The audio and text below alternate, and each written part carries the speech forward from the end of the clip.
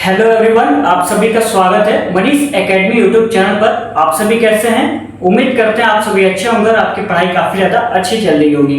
Class 10th और 12th के बच्चे ध्यान दें, जो भी पढ़ाया जाता है उसको अच्छे से पढ़ाई करें, क्योंकि आप सभी को बोर्ड एग्जाम देना है और जब तक आप अच्छे से पढ़ाई नहीं करेंगे आपका जो स्कोर है वो अच्छा नहीं आएगा। तो इसके लिए जरूरी है कि आपको जो भी पढ़ना है वो अच्छे तरीके से पढ़ें और भी सारे सब्जेक्ट पढ़ें, ठीक है, न कि केवल ग्रामर पे ही फोकस करें। सारे सब्जेक्ट आपको अच्छे से पढ़ने होंगे। तो कल की क्लास में हमने पढ़ा था फ्यूचर इंडेफिनिट टेंस के बारे में, जिसमें अफर्मेटिव और नेगेटिव सेंटेंस के बारे में पढ़ लिया था और कुछ कीवर्ड है उसको आप सभी नोट डाउन कर लीजिए, जो कि काफी ज्यादा इंपॉर्टेंट है, ठीक है। तो कीवर्ड आपका हो जाएगा फ्यूचर इंडेफिनिट टेंस में नेक्स्ट डे, कमिंग डे, जिसमें वीक, मंथ और ईयर आपको देखने को मिल जाएंगे, और टुमारो, ठीक है। कल शब्द के लिए एक चीज हमेशा याद रखें, यदि फ्यूचर की बात की जाएगी तो टुमारो का यूज करेंगे। किसका? टुमारो का यूज करेंगे। यदि कल आपका बीता हुआ में पूछा जाएगा तो वहां पर हम यस्टरडे का प्रयोग करेंगे। किसका? यस्टरडे में प्रयोग करेंगे। जब भी कल शब्द आता है ना तो बच्चे बहुत ज्यादा कंफ्यूज रहते हैं कि वहां पे सर टुमारो लगाएं या यस्टरडे लगाएं। तो ऐसा है, जब बीते हुए कल की बात की जाएगी, ठीक है, जैसे मैं कहता हूं कि वह कल बाजार गया था, तो ये बीता हुआ है, कल है, तो वहां पर हम यस्टरडे का प्रयोग करेंगे। जहां पर भी फ्यूचर की बात की जाएगी यानी आने वाले कल की बात की जाएगी, वहां पर हम किसका यूज करेंगे? तो वहां पर हम टुमारो का यूज करेंगे। तो ये जो कंफ्यूजन है वो अब नहीं होनी चाहिए और बिल्कुल क्लियर आपको मैंने बता दिया है, ठीक है। कीवर्ड में आपका नेक्स्ट डे हो जाएगा, कमिंग डे, जिसमें वीक, मंथ, ईयर आता है और टुमारो यूज होता है, ठीक है। और कल के लिए टुमारो, यस्टरडे मैंने बता दिया। पास्ट में बात की जाएगी तो यस्टरडे और फ्यूचर की बात की जाएगी तो टुमारो का यूज करेंगे, ठीक है। चलिए बात कर लेते हैं इंट्रोगेटिव सेंटेंस की। हमें आज पढ़ना है इंट्रोगेटिव सेंटेंस, तो हेडिंग डाल लेते हैं इंट्रोगेटिव सेंटेंस। इंट्रोगेटिव सेंटेंस, इसका स्ट्रक्चर क्या हो जाएगा? स्ट्रक्चर लिख लेते हैं। इसका स्ट्रक्चर हो जाएगा विल या तो सेल पहले आएगा, विल या तो सेल आपका पहले आएगा, उसके बाद में क्या आएगा? सब्जेक्ट, उसके बाद में नॉट, प्लस में वर्ब की पहली फॉर्म, प्लस में ऑब्जेक्ट, और लास्ट में क्वेश्चन मार्क लगाना बिल्कुल ना भूलें, ठीक है। ये आपका पहला स्ट्रक्चर। दूसरा स्ट्रक्चर की बात करें तो इसमें आएगा क्वेश्चन वर्ड। क्या आएगा? क्वेश्चन वर्ड आपका पहले आ जाएगा। उसके बाद में क्या आएगा? हेल्पिंग वर्ड विल या सेल का प्रयोग होगा, विल या तो सेल का प्रयोग होगा। उसके बाद में सब्जेक्ट, उसके बाद में नॉट का प्रयोग, उसके बाद में वर्ब की पहली फॉर्म, प्लस में ऑब्जेक्ट और लास्ट में क्वेश्चन मार्क, ठीक है। हमेशा मैंने आपको बताया था, प्रेजेंट में भी मैंने आपको इंट्रोगेटिव के दो स्ट्रक्चर बताए थे, ठीक है। पास्ट में भी आपको मैंने दो स्ट्रक्चर बताए और यहाँ पर फ्यूचर में भी, ठीक है। तो यहाँ तक तो क्लियर हो गया होगा, मुझे लगता है अब आपको बिल्कुल पता हो गया होगा कि कहाँ पर पहला स्ट्रक्चर यूज करेंगे और कहाँ पर दूसरा स्ट्रक्चर यूज करेंगे। यदि आप पहली बार मेरा क्लास कर रहे हैं तो चलिए मैं आपको बता देता हूँ। विल सेल का प्रयोग वहां पर करेंगे जहां पर सेंटेंस की शुरुआत क्या से होगी, ठीक है। जहां पर सेंटेंस की शुरुआत क्या से होगी वहां पर हम सबसे पहले विल या तो सेल का प्रयोग करेंगे। यदि क्या, क्यों, कैसे, कब, ये सारे वर्ड जो हैं वो सेंटेंस के बीच में आते हैं। कहां पर आते हैं? बीच में आते हैं। जैसे वह, जैसे कह लेते हैं वह क्या है? वह वहां क्यों खेलेगा, ऐसे लिखते हैं, ठीक है, खेलेगा।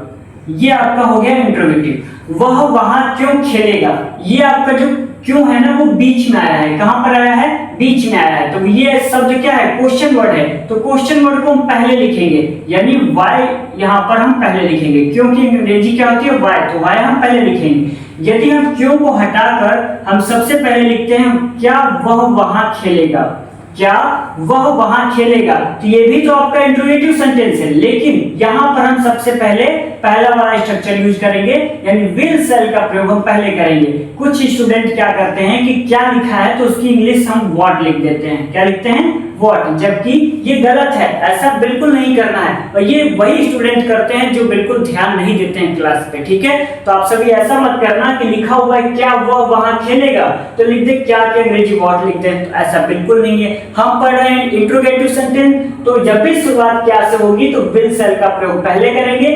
विल का प्रयोग एक वचन के लिए और सेल का प्रयोग बहुवचन के लिए। क्लियर? यदि सेम यही वर्ड हमने आपको बीच में अभी लिखकर बताया था, तो यानी जो बीच में क्वेश्चन वर्ड आएगा उसको हम पहले नोट डाउन कर देंगे। तो उम्मीद करते हैं इतनी बात आपको समझ में आ गई होगी। तो एग्जांपल लिख लेते हैं,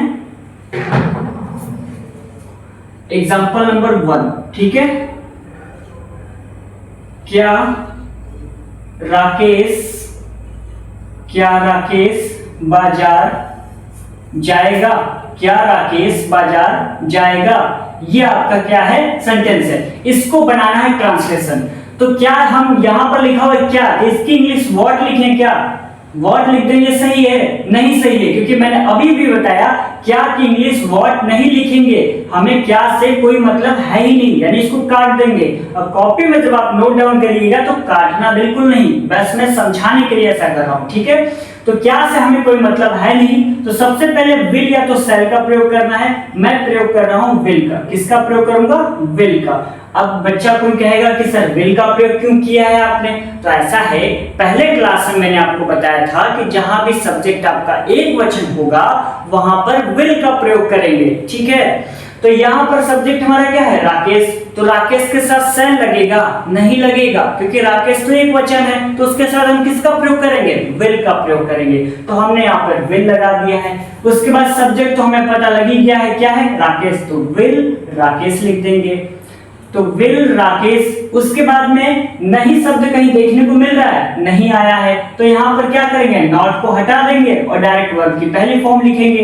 तो विल राकेश। उसके बाद जाना होता है गो। उसके बाद में बचा क्या है? To market. ये आपका ट्रांसलेशन कंप्लीट हो गया। लास्ट में क्वेश्चन मार्क जरूर लगा दिया करें। दूसरा लिखते हैं, दादाजी अखबार क्यों पढ़ेंगे? ये लिख देते हैं, दादाजी अखबार क्यों पढ़ेंगे। क्या आप सभी इसको बना लेंगे कि नहीं बना पाएंगे? इसका ट्रांसलेशन बना लेंगे ना? जी हाँ, बिल्कुल बना लेंगे। और नहीं बना पा रहे हैं तो एक बार ट्राई करिए, क्योंकि मैंने स्ट्रक्चर लिख दिया है। अच्छा, इसमें कौन सा स्ट्रक्चर यूज होगा बताइए? दादाजी अखबार क्यों पढ़ेंगे, इसमें कौन सा स्ट्रक्चर यूज होगा? तो इसमें स्ट्रक्चर सेकंड नंबर का यूज होगा, क्योंकि यहां पर मैंने बताया था क्या, क्यों, कैसे, कब, किससे, ये यदि सेंटेंस के बीच में आते हैं तो ये सारे वर्ड क्या है? क्वेश्चन वर्ड हैं, और क्वेश्चन वर्ड को हम पहले यूज करते हैं।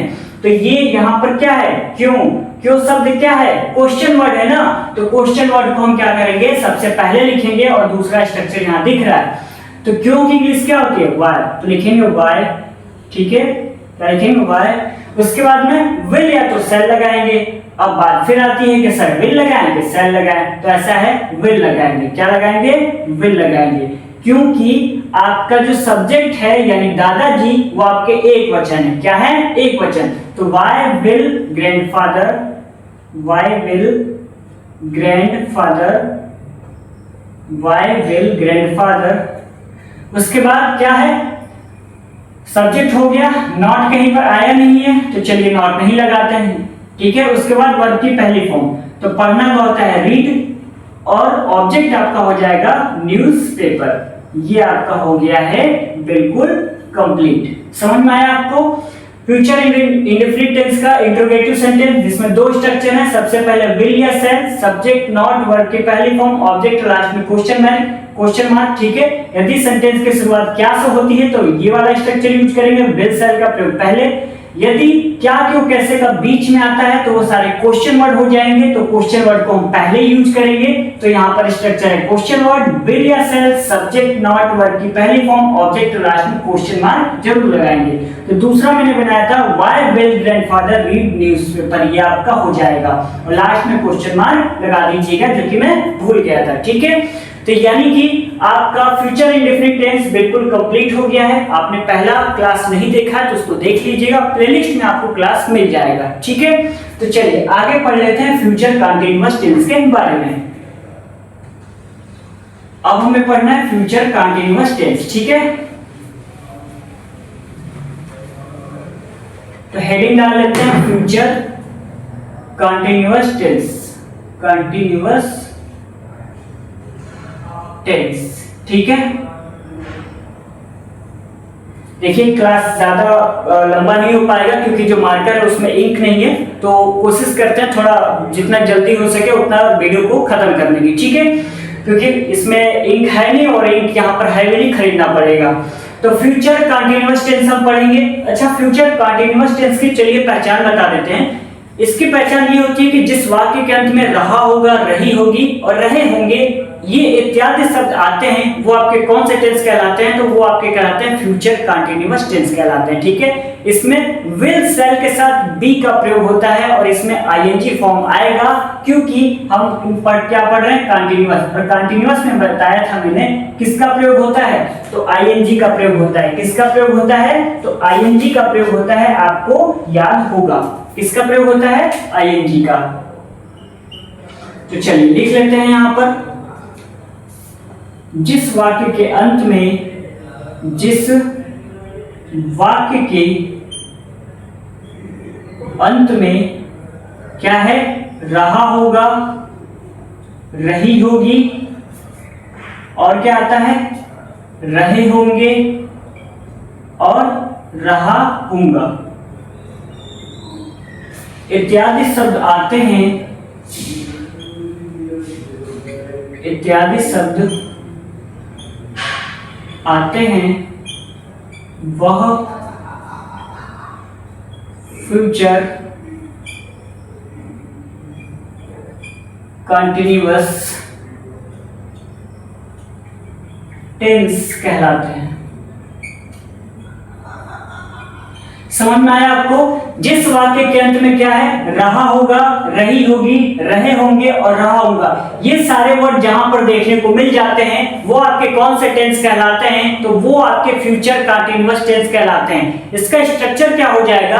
तो इसका स्ट्रक्चर होगा, सबसे पहले सब्जेक्ट आएगा, उसके बाद विल या तो सेल आएगा। सेम वही बात, जहां पर सब्जेक्ट आपका एक वचन होगा वहां पे विल का प्रयोग, और जहां पे बहुवचन होगा वहां पर सेल का प्रयोग करेंगे। यानी कि विल और सेल के साथ बी का प्रयोग होगा, बी ई का प्रयोग, यानी बी ये वाला, ठीक है, बी, सॉरी मार्कर चल नहीं रहा, किसका प्रयोग करेंगे?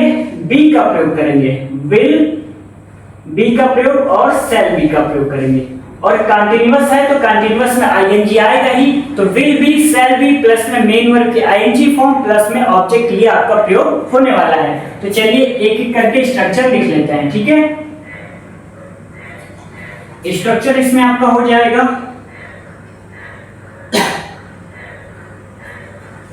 सब्जेक्ट प्लस में विल या तो सेल, दोनों में से एक लगाएंगे, प्लस में बी, प्लस में मेन वर्ड की आईएनजी फॉर्म आएगी और प्लस में क्या आएगा? ऑब्जेक्ट आएगा। ये आपका हो जाएगा स्ट्रक्चर, ठीक है। एक एग्जांपल देख लेते हैं और क्लास को एंड करते हैं, क्योंकि मार्कर अब चल नहीं पा रहे, दोनों मार्कर लगभग नहीं चल रहा है, ठीक है। एग्जांपल देख लेते हैं, इसका क्या हो सकता है? हम कल आगरा जा रहे होंगे। तो क्या आप सभी बता सकते हैं कि ये कौन सा टेंस है? ये आपका टेंस हो जाएगा फ्यूचर कंटीन्यूअस टेंस, क्योंकि मैंने बताया था कि जिस वाक्य के अंत में क्या है? रहा होगा, रही होगी, रहे होंगे और रहा होगा, ये सारे वर्ड जहां पर भी आते हैं वो आपके फ्यूचर कंटीन्यूअस टेंस कहलाते हैं। और यहाँ पर लास्ट में क्या वर्ड आया है? यहाँ पर लास्ट में आया है रहे होंगे, तो इससे ये पता लगता है कि ये आपका कौन सा टेंस कहलाएगा? तो ये आपका फ्यूचर कंटीन्यूअस टेंस कहलाएगा। क्लियर? चलिए स्ट्रक्चर में क्या है? सब्जेक्ट विल या तो सेल, वही बात, एक वचन बहुवचन देख लीजिएगा, मैंने बता रखा है ऑलरेडी। बी आएगा, उसके बाद में मेन वर्ब की आईएनजी फॉर्म, उसके बाद में ऑब्जेक्ट आएगा। क्लियर? चलिए इसको बना लेते हैं। सब्जेक्ट हमारा क्या है? हम, तो हम की इंग्लिश होती है वी। क्या होती है? वी। और वी के साथ किसका प्रयोग करते हैं? विल का प्रयोग करते हैं या सेल का प्रयोग करते हैं? तो वी के साथ हम सेल का प्रयोग करते हैं। मैंने पहले क्लास में बताया था फ्यूचर इंडेफिनिट टेंस, आपने नहीं देखा है तो उस वीडियो को देखिए, उसमें मैंने सारे रूल बता रखा है कि आई और वी के साथ क्या लगेगा, ही सी इट दे के साथ क्या लगेगा। तो यहाँ पर वी के साथ लगेगा विल, क्या लगेगा? Shall, we shall. उसके बाद में क्या लगेगा? सेल के बाद हम बी लगाएंगे, तो यहाँ पे लिख देते हैं वी शैल बी। उसके बाद में मेन वर्ब की आईएनजी फॉर्म लगेगी, तो यहाँ पे जाना में होता है गो, और उसमें हम क्या करेंगे आईएनजी ऐड कर देंगे, ठीक है।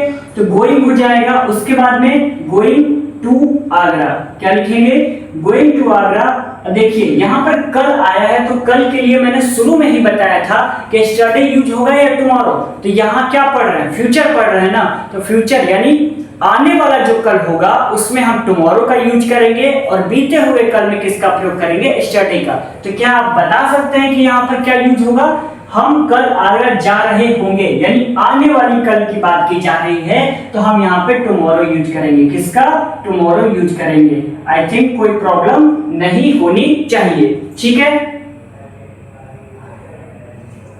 समझ में आया आपको, हम कल आगरा जा रहे होंगे, we shall be going to Agra tomorrow. जिस स्टूडेंट ने भी यदि बनाया है ऐसा कि we shall be going to Agra yesterday, तो ऐसा है आपका बिल्कुल बनाया हुआ गलत है, क्योंकि आप क्या है ध्यान नहीं देते हैं, इसलिए आपका गलत है।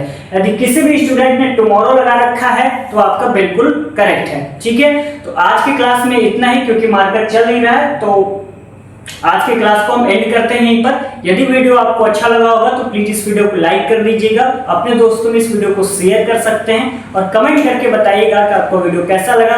कुछ भी समझ में नहीं आया है तो फिर भी कमेंट करिए, मैं आपके डाउट को क्लियर करूंगा। सबसे पहले ही क्लास में आते हैं आपके डाउट को अगले दिन क्लियर कर दूंगा, ठीक है। मिलते हैं अगले क्लास में, तब तक के लिए बहुत बहुत धन्यवाद।